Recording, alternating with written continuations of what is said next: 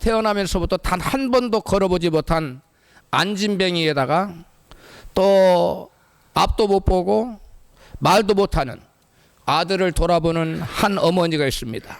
이 어머니는 그 아들을 평생 밥도 떠먹여줘야 되고 대소변을 받아내줘야 되고 돌아봐야만 합니다. 여러분이 만약 그런 처지라면 여러분 마음이 어떠실 것 같습니까? 그러한 상황에서 감사할 수 있으시겠어요?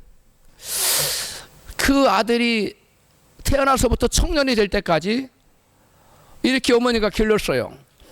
그래서 이제 그 어머님이 교회를 나와서 교회 목사님이 그 어머니를 위해서 그 청년을 위해서 기도하러 간 목사님께 그 어머니가 이렇게 말했다고 합니다. 목사님, 저는 저 아이만 보면 눈물이 앞을 가립니다. 주님의 은혜가 너무 감사해서 눈물이 납니다. 다른 아이들은 저를 예수님께로 인도하지 못했는데 저 아이가 저를 예수 믿게 했습니다. 주님께서 저 아이를 통해서 나 같은 죄인을 구원해 주셨구나 생각하면 너무 감사해서 눈물이 앞을 가립니다. 이 어머니는 내 신세가 어쩌다 이렇게 되었는가 하고 원망과 탄식을 할 만도 한데 원망과 탄식의 눈물이 아닌 감사의 눈물을 흘린다는 것입니다. 이처럼 참담한 상황에서 그 무엇이 이 어머니로 하여금 원망과 탄식 대신에 감사하도록 만들었을까요? 그것은 다름 아닌 그 어머니의 믿음 때문입니다.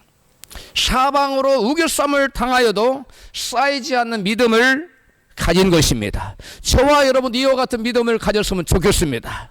마귀가 우리를 집어삼키려고 사방으로 우리를 우겨싸도 쌓이지 않는 그러한 믿음을 가지면 어떠한 상황에서도 탄식하고 절망할 수밖에 없는 그런 상황에서도 이 어머니처럼 감사하고 하나님께 찬양하고 나아갈 수 있을 줄로 믿습니다. 그녀는 자기 앞에 당한 비참한 상황에 주목한 것이 아니라 그 상황을 믿음의 눈으로 바라보았습니다. 그리고 그 어려운 상황 속에 담긴 하나님의 뜻을 발견한 것입니다. 하나님이 나 같은 죄인을 구원하시려고 저 아들을 저렇게 만들어서 사용하셨구나. 할렐루야. 그 아들의 되게 당한 고난, 그것으로 인해서 자기에게 닥치는 이 참담한 어려움, 이것 속에 담겨있는 하나님의 선하시고 거룩하신 뜻을 발견했다는 거예요. 할렐루야. 저와 여러분을 사방으로 우겨싸고 우리를 죽이려고 하는 그러한 참담한 상황이 우리에게 겹겹이 몰려온다 할지라도 우리도 이 어머니처럼 그 겹겹이 몰려오는 어렵고 참담한 상황 속에 담긴 하나님의 선하시고 거룩하신 뜻을 발견할 수 있다면 우리도 원망이나 불평 대신에 탄식 대신에 감사하고 찬양할 수 있게 될 줄로 믿습니다. 많은 사람들이 행복을 환경에서 찾으라고 합니다. 좋은 환경이 오면 행복도 내게 올 거라고 생각합니다. 그러나 행복이라는 파랑새는 좋은 환경 위로 날아다니지 않습니다. 빅터 프랭클이라는 사람은 유대인 의사입니다. 그는 독일의 나치의 죽음의 수용소 아이슈비츠에서 살아남아서 의미치료법이라는 그러한 새로운 의학의 지평을 여는 아주 위대한 의사예요. 그에 의하면 고난의 의미, 곧 삶의 의미를 발견한 사람들은 죽을 수밖에 없는 그런 환경 가운데서도 끝까지 살아남는다는 것입니다. 아무리 환경이 어려워도 그 환경 속에, 그 어려운 환경 속에 있는 고난의 의미를 발견한 사람은 살아남고 또 그것이 의미하는 바, 그 해석을 잘한 사람은 삶에 자기가 왜 살아남아야 될지를 발견한 사람은 그 죽을 수밖에 없는 환경에서도 살아남는다는 것입니다. 같이 죽음의 수용소에서 한 사람 한 사람 다 끌려나가는데 끝까지 살아남은 사람은 누구냐? 살아야 될 이유가 있는 거예요. 나는 하다못해 내가 이곳을 나가서 반드시 아들을 만나야 돼. 나는 나가서 사람들이 절망 가운데서 어떻게 하면 소망을 얻을 수 있는가? 이 빅터 프랭클 같은 사람, 의미치료법을 연구해서 사람들한테 알려줘서 절망 가운데 있는 사람에게 소망을 줘야 돼. 이런 나름대로의 여러분 삶의 의미가 있는 사람은 아무리 고난이 심하고 참담한 환경 속에서도 포기하지 않고, 인생을 포기하지 않고 소망을 가지고 인생을 살아내더라는 거예요. 그 죽음의 그림자를 넘어서 생을 유지하고 살아남더라는 것이에요. 미국의 유명한 기독교 심리학자인 칼 매닝거는 사건보다 해석이 더 중요하다는 유명한 말을 남겼습니다. 다 같이 한번 따라서 합시다. 시작. 사건보다 해석이 더 중요하다. 사람들은 사건에 매몰됩니다. 사건이 모든 것인 줄 알아요. 그런데 사건이 아무리 엄청나게 불행한 것처럼 보일지라도 그것을 하나님께서 내게 행복을 주시려고 하는 거라고 해석해버리면 그 나쁜 상황이 좋은 상황으로 바뀐다는 거야. 할렐루야. 사건이 중요한 것이 아니라 사건보다 그 사건 속에 담기는 의미를 찾는 해석이 더 중요하다고 말했어요. 똑같은 상황 가운데서 고난을 부정적으로 해석하는 사람들은 원망하고 탄식하고 절망합니다. 그러나 똑같은 절망적인 상황을 긍정적으로 해석하고 고난의 의미를 발견한 사람들은 고난 중에서도 하나님께 감사하고 소망을 잃지 않는다는 것입니다. 아무리 좋은 환경 가운데서도 사건 해석을 바로 하지 못해서 의미를 발견하지 못한, 삶의 의미를 발견하지 못한 사람들은 행복할 것 같아요? 환경이 좋다고? 아니에요. 그 사람들도 자살해요. 왜? 삶의 의미가 없기 때문에, 고난의 의미를 발견하지 못하기 때문에 원망하고 불평하다가 낙심 절망하다가 자살해요. 그러나 아무리 절망적인 상황에서도 고난을 믿음으로 바라보고 이 고난 속에 하나님의 선하신 섭리와 뜻이 있다고 생각하고 사건을 올바로 해석한 사람들은 그 사건 속에 담긴 의미를 발견하고 원망 불평 대신 감사하고 찬양하더라는 거예요. 할렐루야. 우리 옆에 계신 분에게 의미를 발견하고 감사하며 삽시다. 본문에 보면 이스라엘 백성들이 앞으로 나아갈 수도 없고 뒤로 물러날 수도 없는 징퇴양난의 절망적인 상황에 갇히고 말았습니다. 한마디로 도간에 든 쥐가 되고 말았어요. 이러한 절망적인 징퇴양난의 상황에서 믿음의 사람들은 어떻게 하나님의 영광을 나타낼 수 있을까요? 이게 오늘 우리의 말씀의 주제입니다. 이런 절망적인 상황에서 보통이라면 세상 사람은 도저히 하나님께 영광 돌릴 수도 없고 감사도 할 수 없는 그러한 절망 속의 상황, 우리는 어떻게 믿음의 사람들은 그 가운데서 감사하고 행복을 누릴 수 있는가, 잃지 않을 수 있는가? 가장 먼저 절망적인 사건 속에 숨어있는 사건의 의미, 즉 하나님의 선하신 뜻을 발견할 수 있어야 돼요. 무엇을 발견할 수 있어야 된다고요? 절망적인 사건 속에 숨어있는 사건의 의미, 그 하나님의 선하신 뜻을 발견하면 아무리 절망적인 상황에서도 우리는 기뻐하고 감사하고 찬양하며 행복을 잃지 않을 수 있다는 거예요. 오늘 본문 말씀 보면 절망적인 사건 속에서 숨어있는 그 하나님의 선하신 뜻이 분명히 나타나 있어요. 본문 출애굽기 14장 4절입니다. 시작. 내가 바로의 마음을 강팍케 한즉 바로가 그 뒤를 따르리니. 예, 이게 나와요. 출애굽기 14장 4절입니다. 내가 바로의 마음을 강팍케 한즉 바로가 그 뒤를 따르리니 내가 그와 그 온 군대를 인하여 영광을 얻어 애굽 사람으로 나를 여호와인 줄 알게 하리라. 아멘. 이스라엘에게 절망적인 상황을 허락하신 것은 하나님께서 이스라엘을 그 절망적인 상황에서 구원해내심으로 나 여호와가 살아있어, 그리고 나는 이와 같이 강력한 능력이 있고 너희들을 죄에서 구원할 수 있고 고난 가운데 처참한 상황을 구원할 수 있는 능력자야 라고 하나님께서 당신의 영광을 나타내시려는 하나님의 선하신 뜻이 담겨 있다는 거예요. 할렐루야.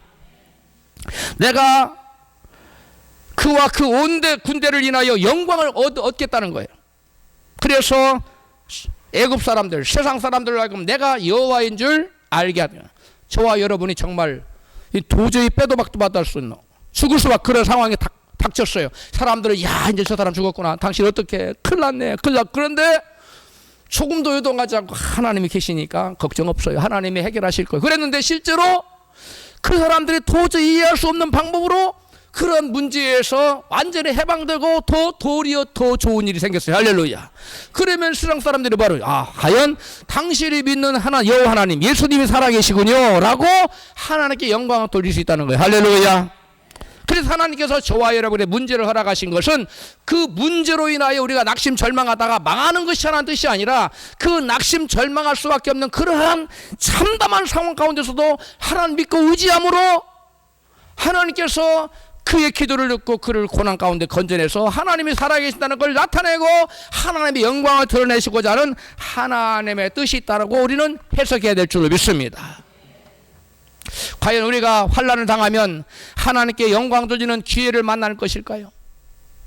그렇습니다. 여호와 하나님께서는 시편 50편 15절에 환난 날에 나를 부르라 내가 너를 건지리니 내가 나를 영화롭게 하리라고 말씀하시고 있기 때문에요. 환난 날에 누구를 부르라고요? 하나님을 부르라는 거예요. 그러면 내가 너의 기도를 듣고 건져주겠다.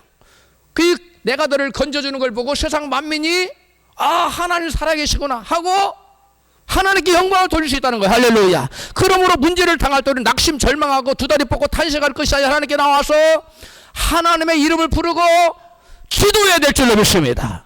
그러면 하나님께서 우리의 기도에 응답하셔서 우리를 그 구렁텅이에서 건져내시고 하나님께서 영광을 받으신다는 거예요. 할렐루야. 예수님께서 한 마을에 들어가시자 문둥병자 10명이 큰 소리로 예수 선생님이여 우리를 긍휼히 여겨주소서 이렇게 외쳤습니다. 예수님께서 당신을 큰 소리로 부르는 그들의 목소리를 들으시고 그들 앞에 가셔서 예수님 말씀하면 가서 제사장들에게 너의 몸을 보이라 이렇게 말씀하셨어요. 그들이 제사장 앞에 갈 수 있어요? 갈 수 없어요. 가면 사람들 앞에 나가면 사람이 돌을 던져 문둥이가 나오면 돌을 쳐 죽였어요. 그런데 그들은 믿음을 가지고 주께서 말씀하셨으니까 나을 것이다 하면서 저희가 가다가 깨끗함 받은지라고 그랬어요. 뭐 하다가?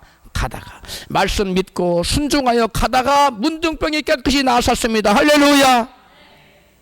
그러자 그 중에 하나가 자기의 나은 것을 보고 큰 소리로 하나님께 영광을 돌리며 돌아와서 예수님 발 앞에 엎드려서 사례를 했다고 누가복음 17장 15절에 말씀하고 있어요. 그 중에 하나가 나와 10명이 다 깨끗함을 받았는데 그 중에 하나가 주님께 돌아와서 하나님께 뭐 했다고요? 영광을 돌렸다고. 10 문둥병자, 여러분 이 세상 살면서 문둥병이 걸려서 온몸이 썩어 문드러지고 가족과 사회에서 격리되고 그런 참담한 경우가 어디 있겠어요? 이보다 더 참담한 경우가 어디 있겠어요? 그런 환난을 당해서 이들이 주님께 기도하자 하나님께서 그들의 기도를 들으시고 문제를 해결해 주셨습니다. 할렐루야. 여러분 이 같은 경우 얼마나 하나님의 살아계심과 하나님의 크신 능력을 여러분 세상 사람에게 알리고 하나님께 영광을 돌릴 수가 있는 기회가 됩니까? 마찬가지로 저와 여러분도 경우는 다르지만 이와 같은 문제를 당해서 우리가 하나님 앞에 나가 기도하면 하나님께서 이 절망적인 상황 우리의 기도를 들으시고 건져주시고 하나님의 영광을 나타내 주실 줄로 믿습니다. 이게 바로 하나님께 영광 돌리는 믿음이에요. 하나님께 영광 돌리는 신앙이에요. 앞을 못 보는 소경이 예수께서 자기 앞에 지나가신다는 소리를 들었어요. 앞을 못 보니까 소리로 들은 거예요. 사람들의 웅성대는 소리를 들었어요. 그러자 기회는 있다 싶어가지고 다윗의 자손 예수여 나를 불쌍히 여기소서 하고 막 큰 소리 외쳤습니다. 사람들이 시끄럽다 이놈아 잠잠하라 막 꾸짖었어요. 그래도 눈먼 소경은 아랑곳하지 않았습니다. 그리고 더 큰 소리로 다윗의 자손 예수여라고 나를 불쌍히 여기다고 외쳐댔어요. 그래서 예수님이 가던 걸음을 멈추시고 그를 이리로 가까이 데려와라. 가까이 왔습니다. 예수님께서 묻습니다. 내가 내게 무엇하여 주기를 원하느냐? 그러니까 소경이 대답합니다. 주여 제가 보기를 원하나이다. 할렐루야. 주님이 그 소경의 마음의 소원을 모르셨겠어요? 알았어요. 그러나 입술로 시인하여 여러분 간구하기를 원하셨던 거예요. 하나님은 저와 여러분의 마음의 소원을 아십니다. 그러나 우리가 마음의 소원만 가지고 있어도 되는 것이 아니라 우리의 마음의 소원 입술로 기도로 구해야 될 줄로 믿습니다. 하나님께서 그 소경이 눈뜨기를 원한다고 보기를 원한다고 하자 예수님 말씀하셨어요. 보아라 보거라. 단 한마디에 그 소경의 눈이 활짝 광명청지가 나타난 줄로 믿습니다. 그래서 하나님께 영광을 돌렸어요. 사람들을 만나는 사람마다 당신 어떻게 눈을 썼어? 나사렛 예수께서 내가 나스게 나가 부르짖어 기도했더니 다윗의 자손 예수의 나를 불쌍히 해달라고 기도했더니 그분께서 내 눈을 뜨게 했습니다. 할렐루야.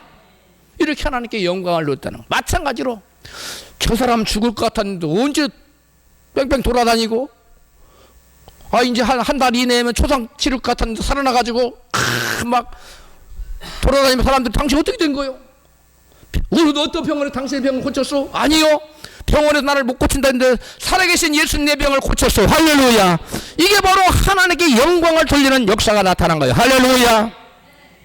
우리도 상황은 다르지만 소경이 자기 눈을 어떻게 띄워요? 인간적인 방법이 불가능한 거예요. 현대 의술로도 눈 못 띄워요. 그런데 인간적인 방법으로 어떻게 해볼 수 해결책이 없는 앞이 보이지 않는 절망적인 문제를 우리도 소경처럼 만날 수 있어요. 그때 우리도 소경처럼 우리에게 다가오신 우리 앞을 지나가신다는 예수님의 이름을 듣고 그분 앞에 나와 부르짖어 기도하고 나사렛 예수여 나를 불쌍히 여달라고 나의 참담하고 힘들고 어려운 상황을 두고 살펴달라고 부르짖을 때 주님께서 우리의 기도에 귀 기울이고 우리의 기도에 응답하실 줄로 믿습니다. 주님께서는 가던 바람을 멈추시고 우리가 부르짖어 기도할 때 우리 앞에 서서 내가 내게 무엇하여 주기를 원하느냐 이렇게 물을 때 저와 여러분 마음의 소원을 주여 저의 소원은 눈을 뜨는 겁니다. 주여 저는 주님의 음성을 듣는 겁니다. 주여 저는 이 문제에서 응답받는 겁니다. 이와 같이 우리의 마음의 소원을 아뢰일 때 우리 주님은 우리 마음의 모든 소원이 우리 입술로 주님 앞 간구할 때 놀라운 응답으로 역사하실 줄로 믿습니다. 모든 환난은 하나님께서 우리를 부르시는 하나님의 음성입니다. 그때 하나님의 나를 고난을 통해서 부르시는 그 음성을 듣고 우리는 하나님께 나아가 주의 이름으로 주 예수 이름으로 기도해야 될 줄로 믿습니다. 왜냐하면 주님께서 말씀하셔요. 환난 날에 나를 부르라. 내가 너를 건지리니 내가 나를 영화롭게 하리로다. 할렐루야. 시편 50편 15절 말 여러분 다 외우세요. 여러분 문제를 만나 절망 가운데 계신 분 혹시 계십니까? 주님의 부르시는 음성을 들으시고 주님께 나아가서 주의 이름을 부르며 기도하십시오. 문제를 만났을 때 하나님께 나아가 주의 이름을 부르고 기도하면 하나님의 선하신 뜻을 발견할 수 있어요. 그때 우리가 기도하면 하나님이 내가 내게 고난을 허락하신 이유가 이거다 하고 하나님 우리에게 하나님 섭리를 가르쳐주고 고난의 의미를 깨닫게 하셔요. 그리고 그때 감사하면서 하나님 기도할 때 하나님은 환난이 변하여 여러분 축복으로 바뀌는 줄로 믿습니다. 전화 유복으로 바뀌어버린다는 거예요. 화가 변하여 축복이 된다는 거예요.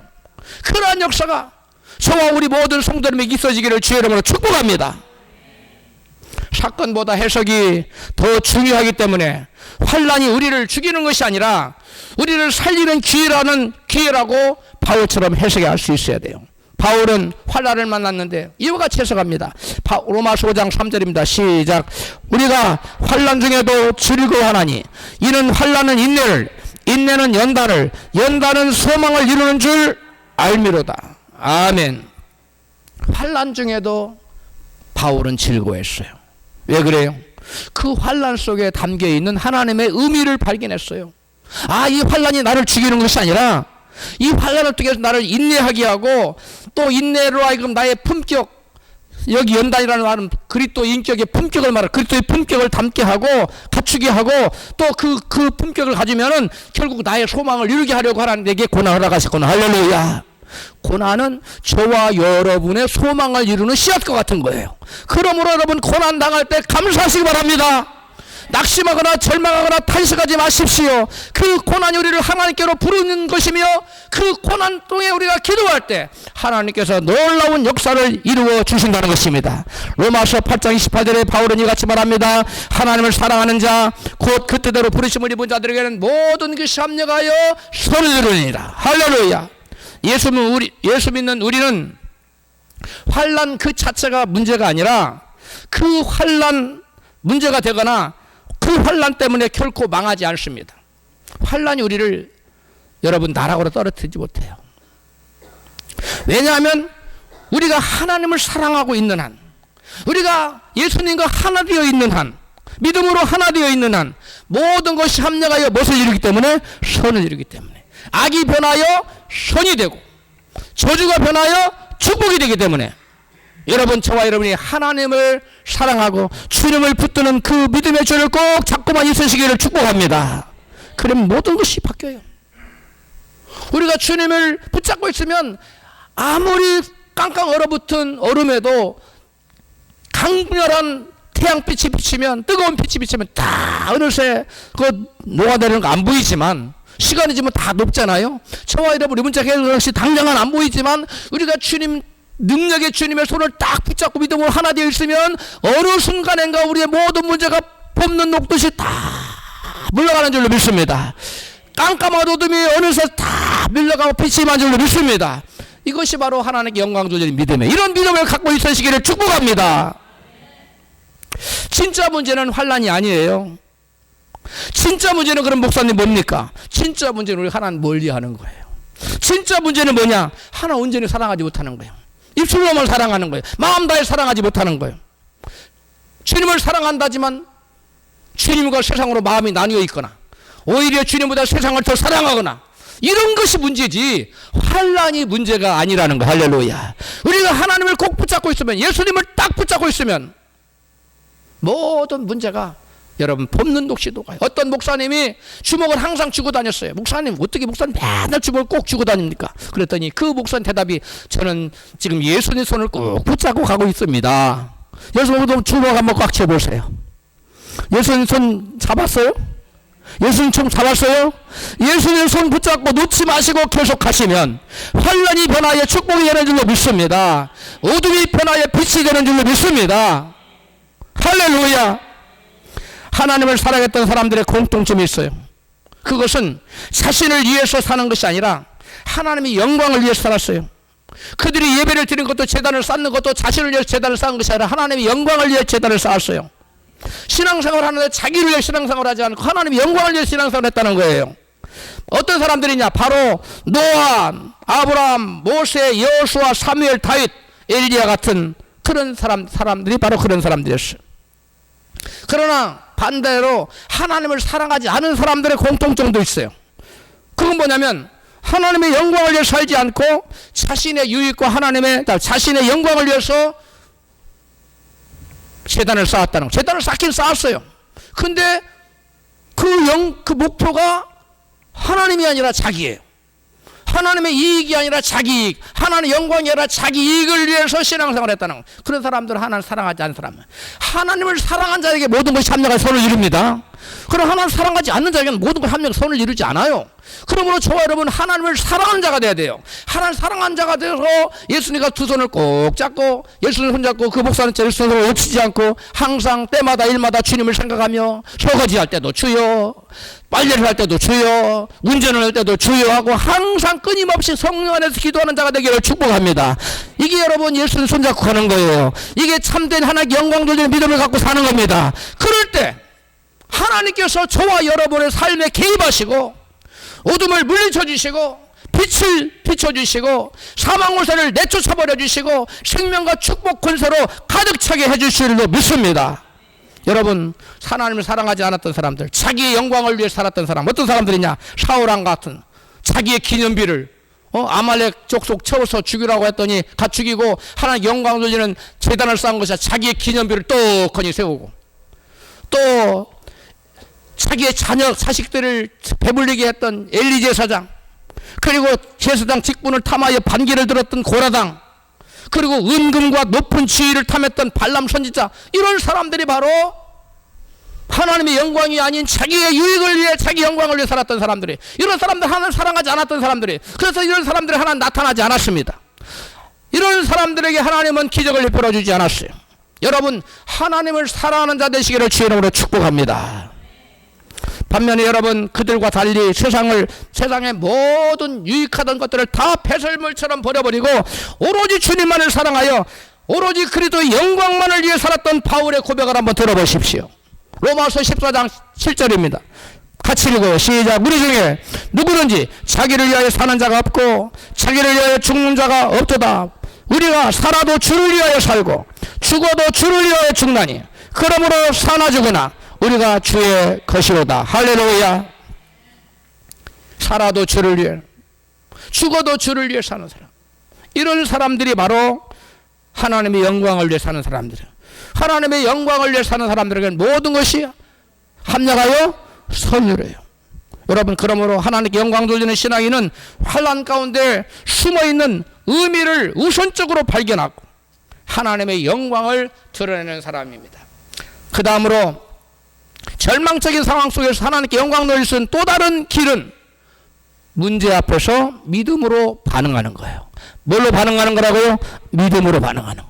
본문을 보면 이스라엘 백성은 환난 중에 믿음으로 반응하지 못하고 환경만을 바라보다가 절망하고 원망하는 것을 볼 수 있어요. 본문 출애굽기 14장 10절입니다. 시작. 이스라엘 자손이 눈을 들어본즉 애굽 사람들이 자기 뒤에 미친지라. 이스라엘 자손이 심히 두려워하여 여호와께 부르짖고 11절. 그들이 또 모세에게 이르되 애굽에 매장지가 없어서 당신이 우리를 이끌어내어 이 광야에서 죽게 하느뇨. 아멘. 이스라엘 백성들은 환난을 당하자 절망적인 상황에서 하나님 말씀을 붙들지 못했어요. 그리고 무엇만 바라봐요? 환경만을 바라봐요. 절망적인 환경만을 바라보고 심히 두려웠어요. 하나님께서는 이스라엘이 출애굽하기 전에 분명히 말씀하셨어요. 애굽 군대가 너희들을 추격해 올 것이다. 그때 내가 너희들을 건져낼 거고 나의 영광을 드러낼 것이다. 근데 그 말씀대로 지금 그런 사건이 발생했어요. 그러면 하나님 말씀 붙들고 하나님 약속대로 영광을 나타내 주셔서 기도해야지.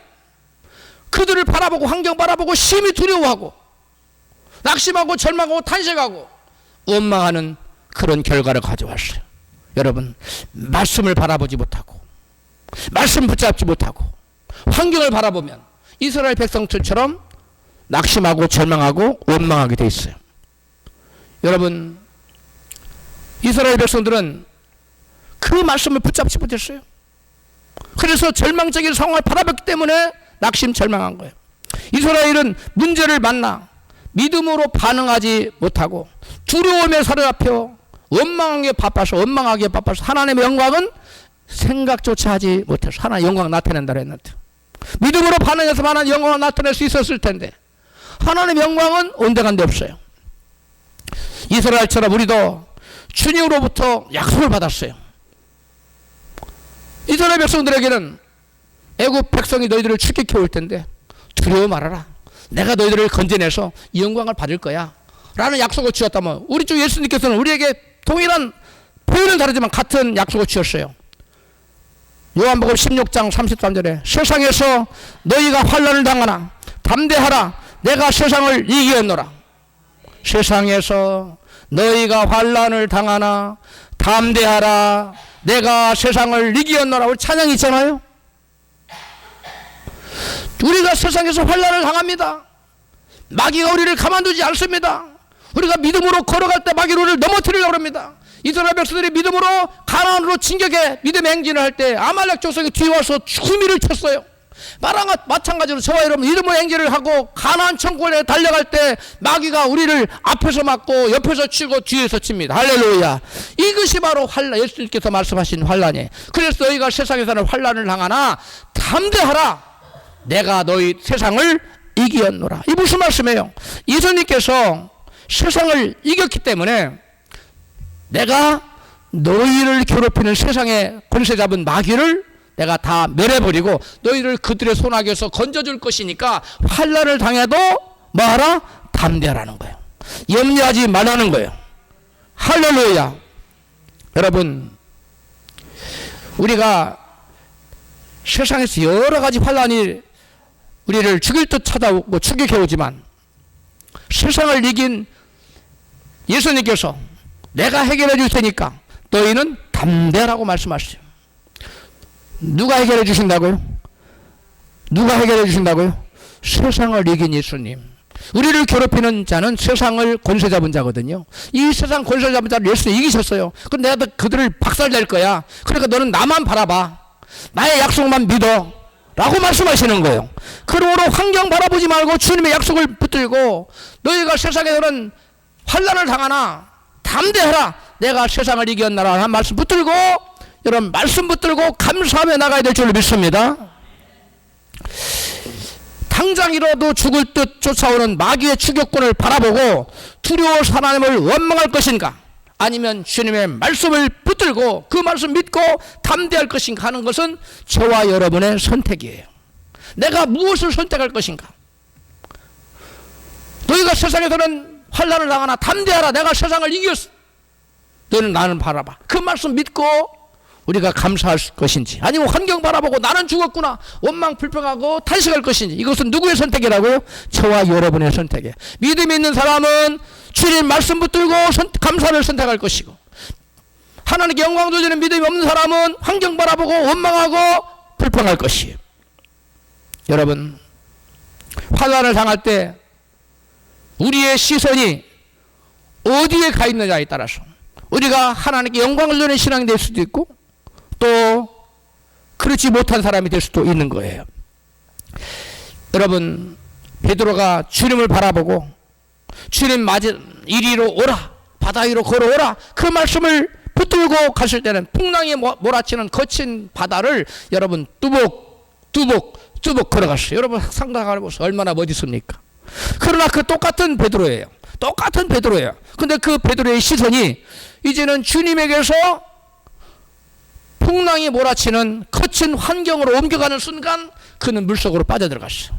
똑같은 베드로가 주님 바라봤을 때는 거친 풍랑이 있는 바다를 뚜벅뚜벅 걸어갔는데, 마치 쇼핑을 하듯이, 쇼핑하는 거 봤죠? 파도를 타면서 쇼핑하는 것처럼 베드로는 그 쇼핑 기구도 없는데 걸어갔다고요. 그러다가 주님에게서 눈을 떼고 시선이 바람이 이는 풍랑이 막 차오르는 그것을 딱 환경을 바라보자, 거친 환경을 바라보자 그냥 물속으로 꾹 들어갔어요. 주여 저를 구원하소서.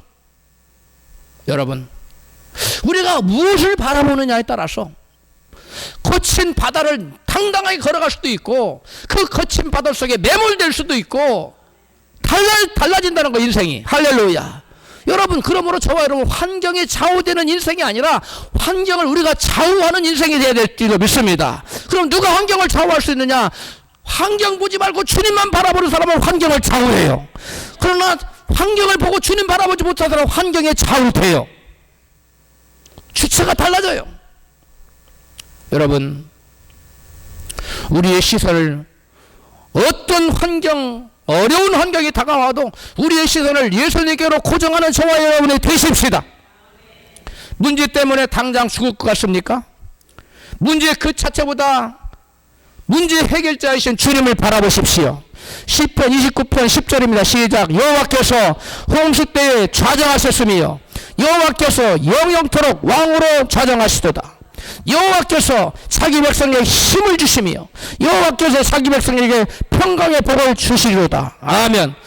여러분, 이게 이해가 안 가는 말이에요. 홍수를 주고서 평강의 복을 주신다는 거예요. 왜 그래요? 홍수 중에 위에 누가 좌정에 계시기 때문에, 우리 주님이 여호와께서 좌정에 계시기 때문에 하나님께서 당신의 백성들에게 주님께 시선을 고정한 사람들에게는 평강의 복을 주신다는 거예요. 할렐루야. 힘을 주신다는 거예요. 능력을 주신다는 거예요. 할렐루야. 우리 눈에는 우리를 엄몰하려고 찾아오는 홍수밖에 안 보이지만 사실은 그 홍수 위에 누가 좌정하에 계신다고요? 우리 예수님이 좌정에서 우리를 찾아오고 계시는 거예요. 그러니까 홍수만 오는 것이 아니라 홍수들 타고 우리 주님이 우리를 찾아와 주시는 거예요.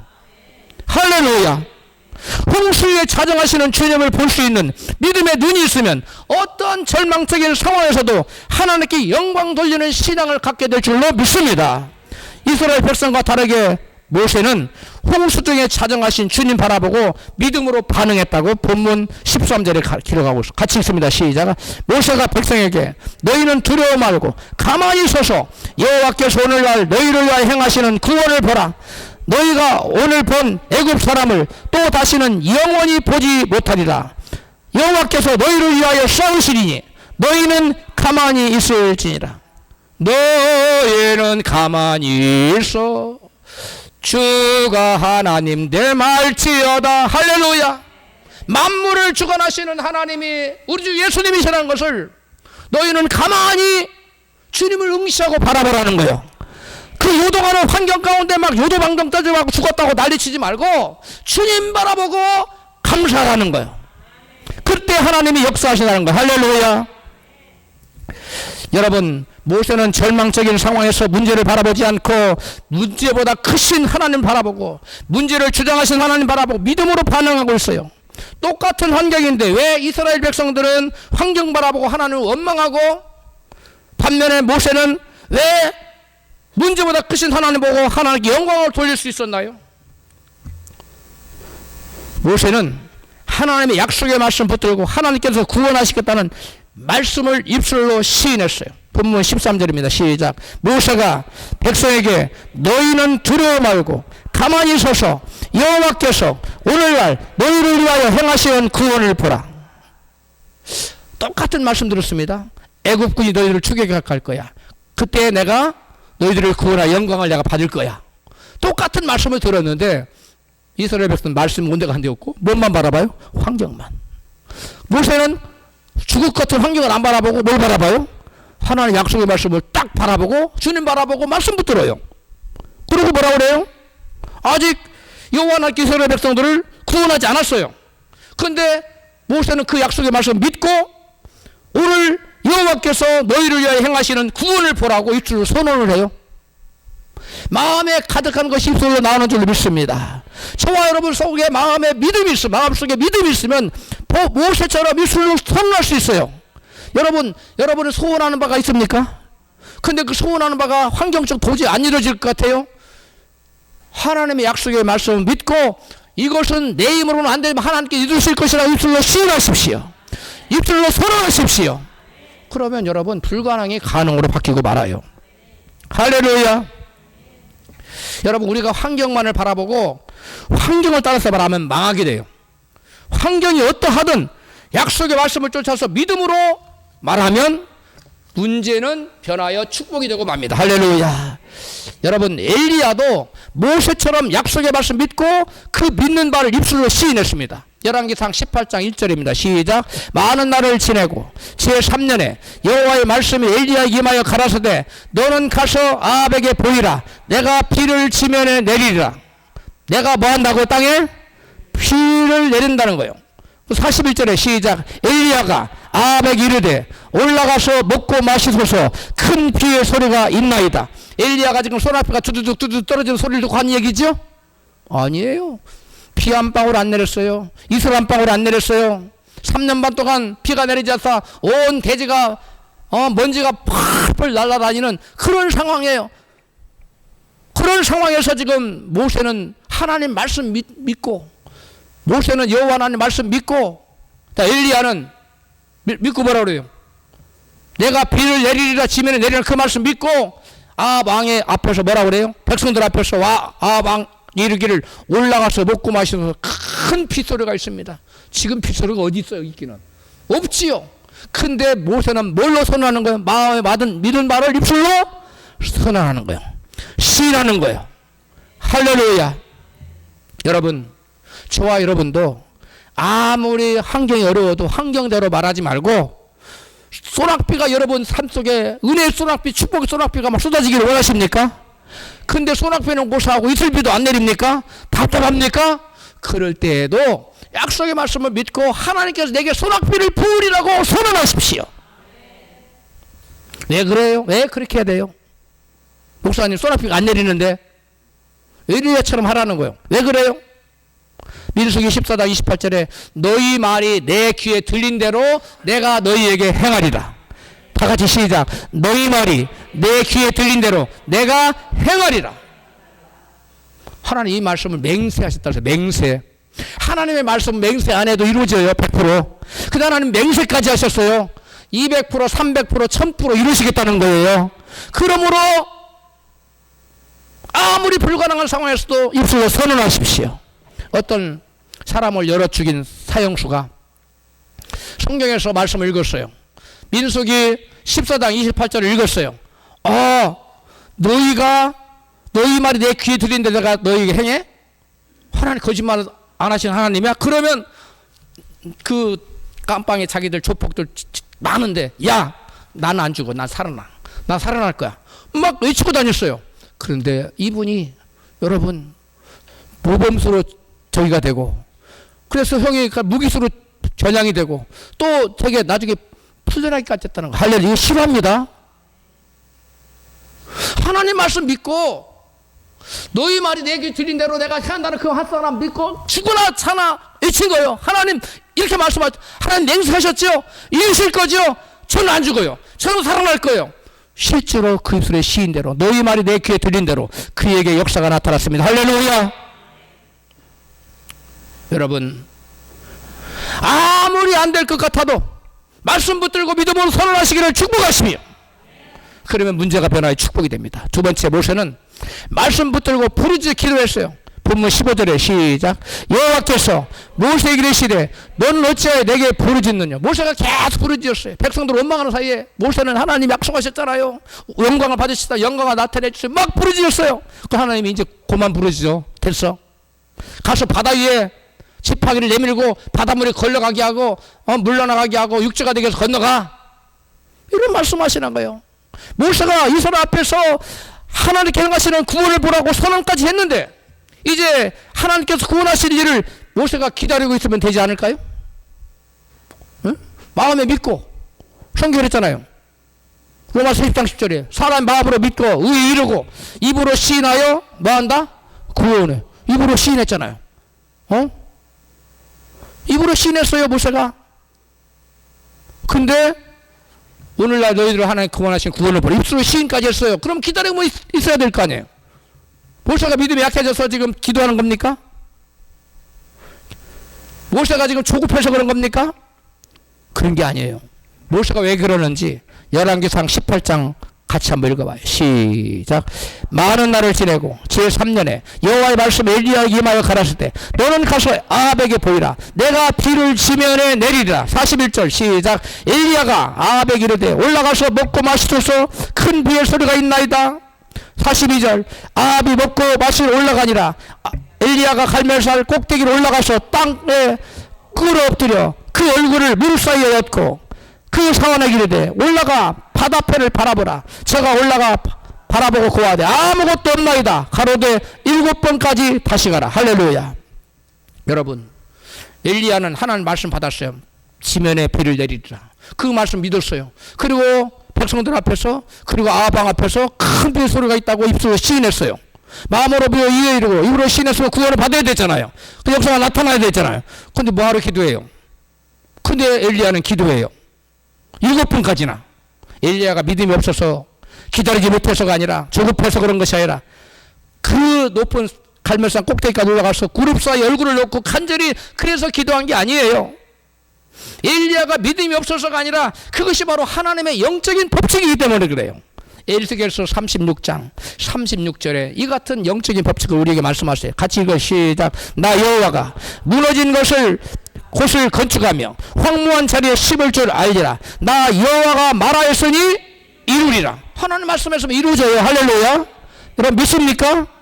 근데 하나님 또 덧붙이는 말이 있어요. 시작. 나 주 여호와가 말하노라. 그래도 이스라엘 족속이 이와 같이 자기들에게 이루어주기를 내게 구하여야 할지니라. 할렐루야. 약속을 받고 그 약속의 말씀을 믿고 있다, 마음속에 믿고 있다 할지라도 그냥 가만히 있으면 이루어지는 것이 아니라는 거예요. 약속을 받았으면 그것을 마음으로 믿고, 따라서 마음으로 믿고 입술로 시인하고, 그 다음에 마지막 단계가 있어요. 그게 뭐예요? 그 약속이 내게 이루어지기를 뭐 해야 된다? 기도해야 된다. 마지막에 기도로 정점을 찍어야 된다는 거예요. 그래서 엘리야는 약속을 마음으로 믿고 그 믿은 바를 입술로 시인하고 그 약속이 이루어지기까지 기도했던 거예요. 모세도 그랬던 거예요. 다니엘도 그랬습니다. 다니엘도 그냥 기다리지만 하고 있지 않고 하나님의 약속의 말씀을 붙들고 간절히 기도했어요. 다니엘서 9장 2절입니다. 시작. 나 다니엘이 에리미야에게 구하신 그 열소를 깨달았나니 곧 예루살렘의 황무함이 70년 만에 마치리라 하신 것이라. 내가 금식하며 베옷을 입고 죄를 무릅쓰고 주 하나님께 기도하며 간구하기를 결심하고 결국 다니엘은 기도해요. 21일씩이나.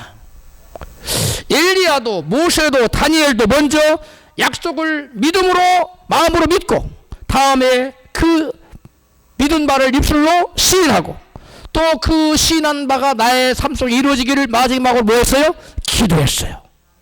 그것도 어떻게 기도했어요? 부르짖어서. 다니엘은 금식하면서 베옷을 입고 죄를 무릅쓰고 우리 인간이 할 수 있는 최대한을 해서 하나님께 그것이 그 약속이 내게 이루어지기를 기도했다는 거야. 한번 따라합시다. 하나님 약속의 말씀 믿고 어디에 믿어야 돼? 머리로? 마음으로. 그 다음에 그 믿은 바를 뭐하고? 입술로? 시인하고 그 시인한 바가 내게 이루어지기를 뭐 해야 돼요? 부르짖어 기도해야 돼요. 때로는 금식하면서. 할렐루야. 따라서 하나님께 영광 돌리는 신앙인은 약속의 말씀을 마음으로 믿고 믿는 바를 입술로 시인하고 그것이 내게 이루어질 때까지 기도하는 사람이에요. 문제 가운데 하나님 영광 돌리는 신앙을 갖기를 원하십니까? 문제를 만났을 때 먼저 문제 속에 숨겨진 하나님의 뜻을 발견하시기를 축복합니다. 다음으로 그 말씀을 마음으로 믿은 그 하나님의 약속의 말씀을 입술로 시인하십시오. 그리고 그 약속이 내게 이루어지기까지 전심으로 부르짖어 기도하십시오. 그리하여 절망적인 문제 가운데서도 하나님께서 기뻐하시는 하나님의 영광을 나타내는 이러한 위대한 신앙인 되시기를 주님의 이름으로